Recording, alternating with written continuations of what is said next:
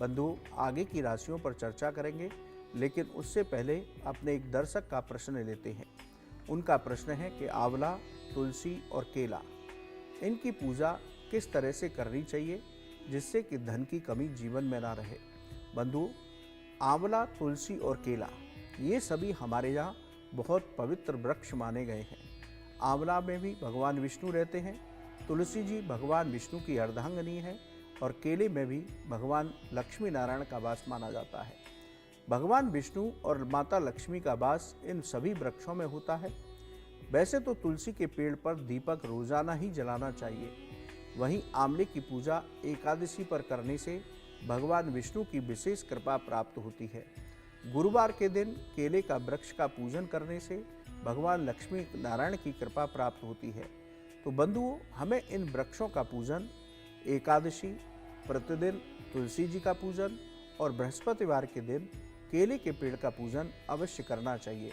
यदि आप विधि विधान के साथ इनका पूजन करते हैं, इनको हल्दी मिला जल चढ़ाते हैं, तो आपको भौतिक सुख सुविधाओं की प्राप्ति होती है, आपके जीवन की समस्याओं का समाधान होता है, आपके जीवन में कभी धन की कमी नहीं रहती। तो बंधुओं, इन पवित्र वृक्षों को हमें लगाना भी चाहिए। इन वृक्षों को लगा करके इनका सिंचन करने से, इन पर रोज जल अर्पित करने से हमें दिव्य फलों की प्राप्ति होती है। बड़े परम कल्याणकारी वृक्ष हैं ये तीनों। इनका पूजन और इनका लगाना आपको बेहतरीन सुखों की प्राप्ति करा सकता है। बंधुओं, बहुत अच्छा प्रश्न किया था। इसी तरह यदि आपका भी कोई ज्योतिष और धर्म से संबंधित प्रश्न हो तो आप हमारे ईमेल पर लिख करके भेजें, हम उसको कार्यक्रम में अवश्य शामिल करेंगे। बंधुओं, चलिए आगे की राशियों पर चर्चा करते हैं। बात करते हैं धनु राशि के जातकों की। व्यर्थ की चिंताओं को आज मन पर हावी न होने दें। आलस्य की स्थिति से बचें, वरना काम रुक जाएंगे। सेहत का विशेष ध्यान रखें, अपनी दवाओं को समय पर लें। नौकरी में काम की अधिकता बनी रह सकती है, धैर्य के साथ काम कीजिए, सभी काम अवश्य पूरे होंगे। व्यापार में धन का लेन देन सावधानी से करें, वरना धन फंस सकता है या धन हानि हो सकती है। भाग्य की बात करें तो 60% भाग्य आपके साथ है। सावधानी क्या रखेंगे? आज खान पान पर नियंत्रण रखें। उपाय की बात करें तो हनुमान चालीसा का पाठ कीजिए, हनुमत कृपा से आपको और अधिक उत्तम फल प्राप्त हो सकते हैं। बात करते हैं मकर राशि के जातकों की। भाग्य के सहयोग से काम बनेंगे, परिश्रम का पूरा फल आपको आज प्राप्त होगा। अचानक से आज आपको धन लाभ हो सकता है या आपका फंसा हुआ धन प्राप्त हो सकता है। नौकरी में मनचाही सफलताएं प्राप्त होंगी। कारोबार में धन लाभ के अवसर मिलेंगे, आपके बैंक बैलेंस में वृद्धि होगी।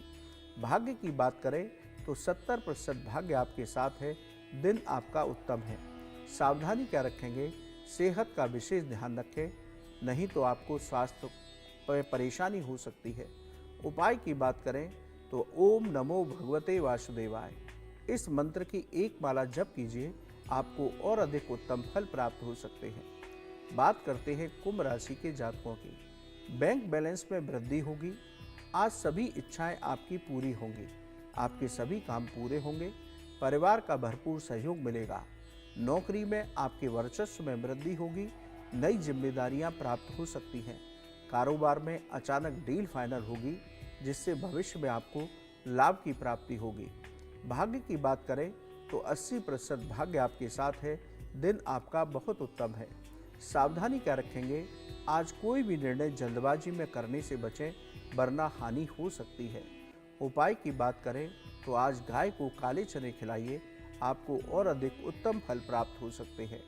बंधुओं, बात करते हैं मीन राशि के जातकों की। आज आपका मन आनंदित रहेगा। आप धार्मिक यात्रा पर जा सकते हैं। जीवन साथी से मनमुटाव दूर होगा और जीवन साथी का सहयोग प्राप्त होगा।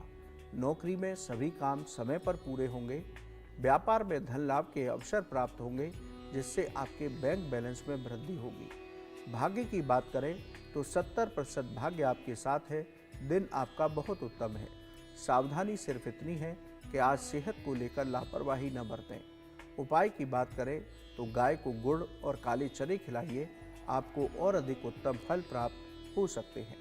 बंधुओं, ये था मेष से लेकर के मीन राशि के जातकों का आज का राशिफल। अब बात करते हैं 5 मई जिनका जन्मदिन है। हमारी ओर से आपको जन्मदिन की मंगलमय शुभकामनाएं।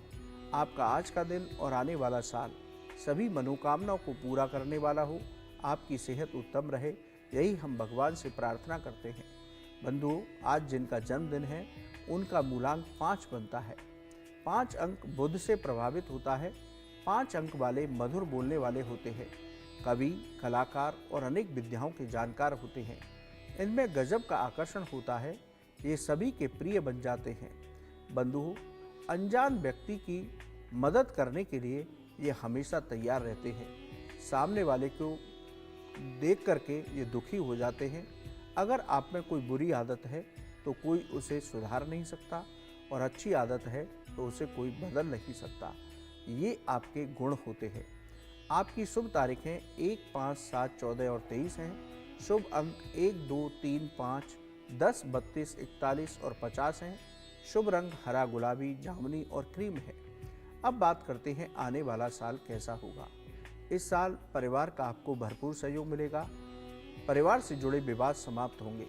आपका दाम्पत्य जीवन मधुर रहेगा। छोटी छोटी बातों को इग्नोर करें तो बहुत अच्छा रहेगा।